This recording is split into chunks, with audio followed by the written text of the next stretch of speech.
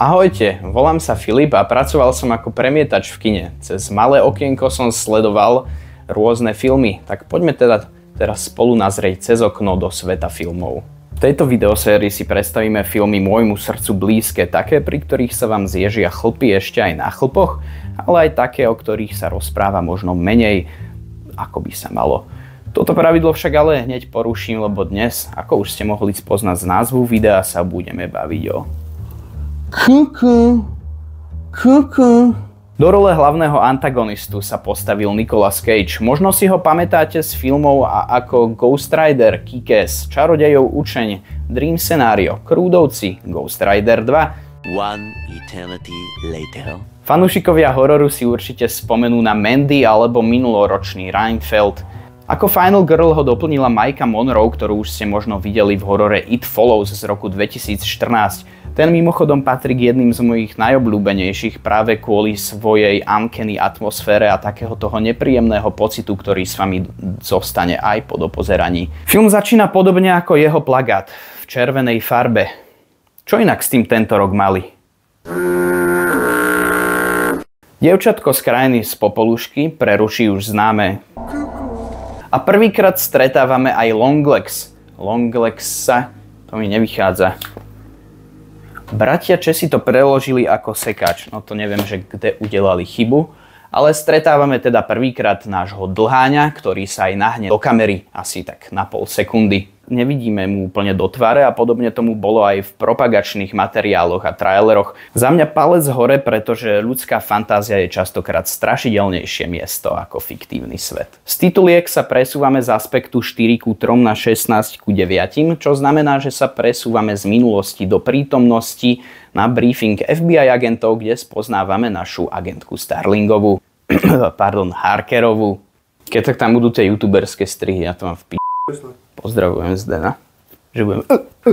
To, že ide o hlavnú postavu, však netuší jej kolega, ktorý úspešne odignoruje jej rady a za svoje úsilie získava guľku do hlavy. Lee Harkerová bez výraznej námahy vraha zatýka a touto svojou intuíciou si získava pozvánku na psychic test, aby sa teda zistilo, že či nedisponuje nejakými nadprirodzenými schopnosťami, že či nevie predpovedať veci, ktoré bežný občan nevidí. Test pozostáva z klasického, čo ti hovorí tento obrázok. Poďme teda na to.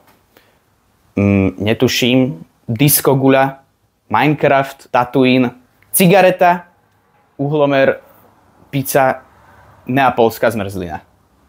Myslím, že po tomto sa môžem ku bláznom akurát tak pridať a nie ešte ich hľadať. V jej prípade však boli výsledky priaznivejšie, pretože jej bol pridelený prípad rodinných vražd, ktorých spája však iba jedna mysteriózna figúra, respektíve list a pod ním podpísaný Longlegs. Podobne ako Zodiak. Stretáva sa teda s kolegou agentkou Browningovou a s agentom Carterom. Nie s týmto agentom Carterom. Ten jej vysvetľuje, že za posledných 30 rokov takto zomrelo 10 rodín. Niekto alebo niečo ich jednoducho donútilo otca tej rodiny, aby celú svoju rodinu vyvraždil a potom to následne ukončil sám. Dozvedá sa, že vraždy spája ešte jeden fakt a to je to, že dcéry v danej rodine sa narodili vždycky 14. deň v danom mesiaci, čo úprimne žiadna iná súvislosť ako to, že vtedy chodí výplatami, nenapadá. Spolu zistujú, že okrem listu na mieste činu nie je nič fyzické, čo by dlháňa s prípadom spájalo. Po odchode z baru sa Lee stretne s Carterovou rodinou, z čoho je nadšená ako vždy. Na otázky odpovedá asi ako hokejista po prehranom finále. Is it scary being a lady FBI agent? Yeah. Yeah, it is. Why are you so pissy, Leon? Why are you so pissy? I'm not. I'm just answering your... Yeah, you are. Whenever I ask you a question. Napriek tejto záživnej konverzácii ale malá Ruby pozýva Lee na oslavu svojich narodenín. Prichádza domov a to kde akože ona býva? Pardon, ale toto si kto vyberie dobrovoľne? Keď niekto zaklope na dvere, natoľko sa vylaká, že vezme svojho Glocka a vybehne do stredu lesa, do svojej zahrádky a pán Cage sa teda tak pozve k nej domov. Vedľa misky Cheerios jej necháva list a nad ňom napísané, že to nemá otvárať do 14. januára. Inštrukcie na obale ale vzal ďas a z obálky tak vyťahuje narodeninovú pohľadnicu. Z toho nám vyplýva, že do dlháňovej vražednej schémy zapadá aj ona. Toto je ďalšia dobre natočená scéna, kedy je Lee v strede diania a my nevieme, že či sa niečo bude diať alebo či nie. Výjde z tých dverí, nevíde z tých dverí. Okrem toho je na nej kľúč na vylúštenie šifier, čo sa celkom hodí, nebudem klamať, ale potom čo to vylúšti, asi to nebude chcieť posúvať ďalej, ja vám to prekladať nebudem. My sme sa však dozvedeli, že dlháň má teda v merku aj jej mamku.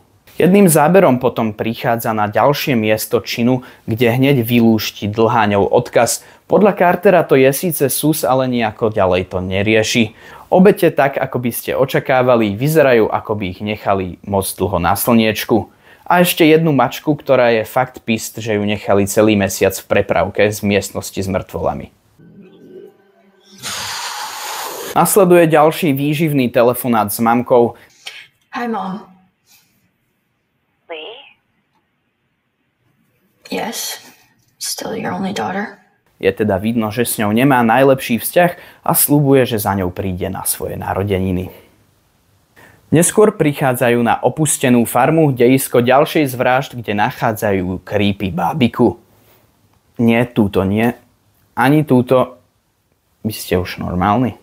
Je ručne vyrábaná, s ľudskými vlasmi, fuj, a v hlave má železnú guľu, ktorá robí zvuky asi ako keď prejdete v letisku s opaskom. Tento zvuk nás hádže do scény s dlháňom a malou Carrie Ann, ktorá vtedy útok prežila, lebo bola v škole. A skutočne Nicolas Cage tu pôsobí ako človek, ktorého by ste nenechali so svojím dieťaťom o samote.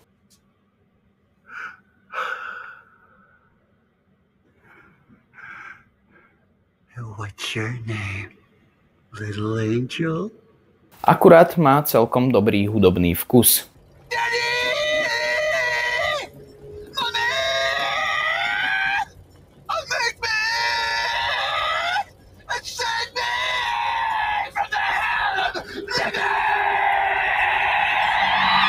Klasik. Okrem toho obľubuje konzervy z čerpacej stanice, čo nám dáva ďalšiu ikonickú interakciu.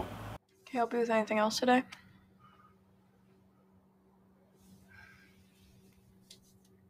Cuckoo, cuckoo, cuckoo, cuckoo. A reakcia predavačky, ktorá ho má už očividne plné zuby, je tiež top. I don't know what that was supposed to be. Naspäť na stanici konfrontuje Carter Lee s tým, že odkedy sa začala v prípade rýpať, tak veci naokolo sa iba rozbehli. Čo je ale podľa mňa dobré, keď vyšetrujete vraždu, ale tak shit, what do I know? Pýta sa jej aj na mamu, pretože v deň pred jej 9. narodeninami nahlásila na ich pozemku neznámu osobu. Pokiaľ bol ich pozemok vo formáte 4:3, myslím, že vieme, o čo sa asi jedná. Lee však tvrdí, že si osobu vôbec nepamätá a vyráža za maminou, určite šťastím bez seba. Tá aj vo svojom veku vie oceniť dobrý vtip. Tá aj vo svojom veku vie oceniť dobrý vtip. Ja čo rozprávam? Tá aj vo svojom veku vie oceniť dobrý vtip.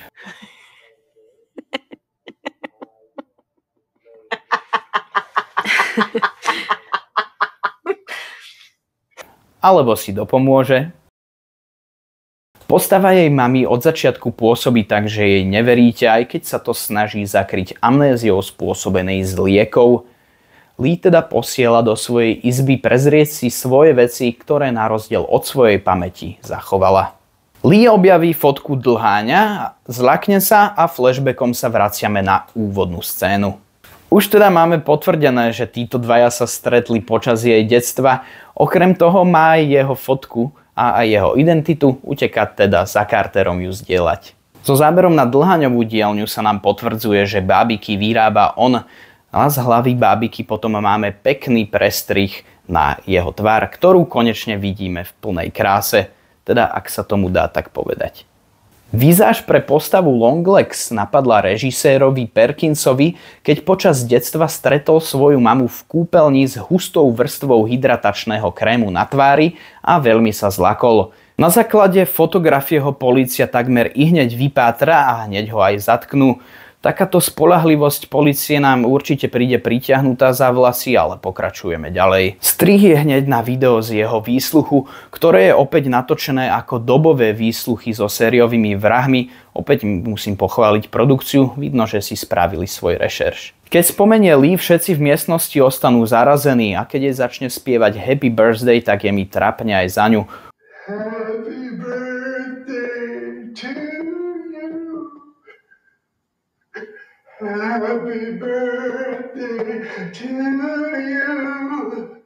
It goes on like that for a while.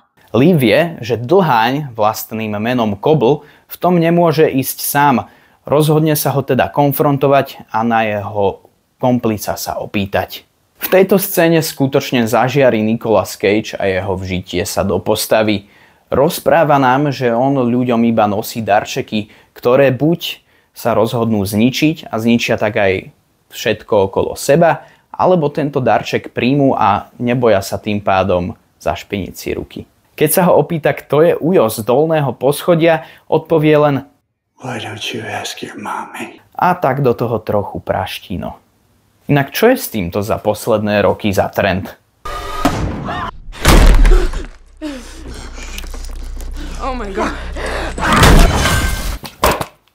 Lee a agentka Browningová sa teda vydajú spraviť to, čo im povedal. Ask your mommy. Lee vchádza do domu, tam však nikto nie je. Zatiaľ čo druhú agentku prekvapí stará Harkerová s brokovnicou. Aj keď som ju podozrieval od začiatku, toto som úprimne nečakal. A nečakala to ani Lee, ktorá druhú strelu vidí z okna. Vidieť svoju mamu, ako vraždí jej kolegyňu, určite nemala vo svojom first week bingu. Mamu konfrontuje, tá je vedľa bábiky, ktorá vyzerá ako ona. Tvrdí jej, že Dlháň už je voľný a voľné budú onedlho aj oni. Strieľa do bábiky a Lee padá k zemi, ako keby strela zasiahla ju. No a tu prichádza veľké vyjasnenie, čo sa všetko stalo, tak sa poďme na to spolu pozrieť. Vo flashbacku sa dozvedáme, že Longlegs, a.k.a. Dlháň, a.k.a. Cobble, je teda skutočne výrobca bábik, ktorý sa ale prezentoval, že ho poslal kostol. Neviem, kto by mu to s takým ksichtom veril, ale dobre. Prišiel teda za malou Lee na jej narodeniny a povedal jej, že túto bábiku vyhrala. Tej bábike a v každej, ktorú urobil, však zanechal kus diabla v podobe tej kovovej guličky, ktorú má v hlave. Tu sa ale roli rozprávačky ujíma jej mama. Prezradí, že diabol si chcel pôvodne získať aj malú Lee, tá ho však ale uprosila, avšak pod zámienkou, že bude pracovať pre neho ona. Celé vraždenie teda spočíva v tom, že mama v prestrojení za katechétku príde za rodinou, odovzdá im bábiku, lebo vedie to výhra, a však darovanému koňovi sa na zuby nehľadí. Následne ich posadne Satan, ktorý má v bábike prechodný pobyt a tak začne vraždenie. Čo som ja úprimne trošku sklamaný, lebo som si myslel, že bude to skôr o charizmatickej figúre, ktorá presvedčí jedného z člena rodiny, aby sa na nich obrátil a zabil ich. Ale počkaj, to je vlastne Sinister. Lee sa prebúdza v posteli s tým, že jej zazvoní telefón, čo je úprimne povedané jedno z najhorších zobudení. Hlas v telefóne jej oznámi, že mešká na oslavu malej Ruby a my už si asi vieme domyslieť, čo bude následovať. Lee ide po ceste ako démon, pardon za výber slov, prichádza domov ku Carterovcom a už to vyzerá, že je kríza zažehnaná, keď ale vojde do obývačky, bábika je rozbalená a mama usadená na gauči. Lee kričí na Cartera, že to je jej mama a že to ona je Dlháňov spolupáchateľ, ten už však počúva iné hlasy. Jedna z jeho replík bola skutočne mrazivá. Kým jeho manželka povie, že sa o chvíľu vrátia, on jej na to len odvetí, že ja sa vrátim, ale ty ostaneš v kuchyni. I keď chápem, že možno bez kontextu to znie iba ako sexistická poznámka, v každom prípade scenaristom klobúčik dolu. Mama Lee vysvetľuje, že pokiaľ táto rodina nezomrie, budú sa oni dve smažiť v pekle a tiež pozdraví Satana. Z kuchyne vychádza skrvavený Carter, ktorého Lee hneď uzemňuje strelou do hrude. Mama jej prikazuje, aby odstúpila od dievčaťa, na to jej však len odvrkne, nech ju nevolá mama. A to už Lee skutočne rozhnevá a jednu medzi oči vpaluje aj svojej mame. starej Harkerovej, tá už si s tretím okom otvoreným sadá na gauč.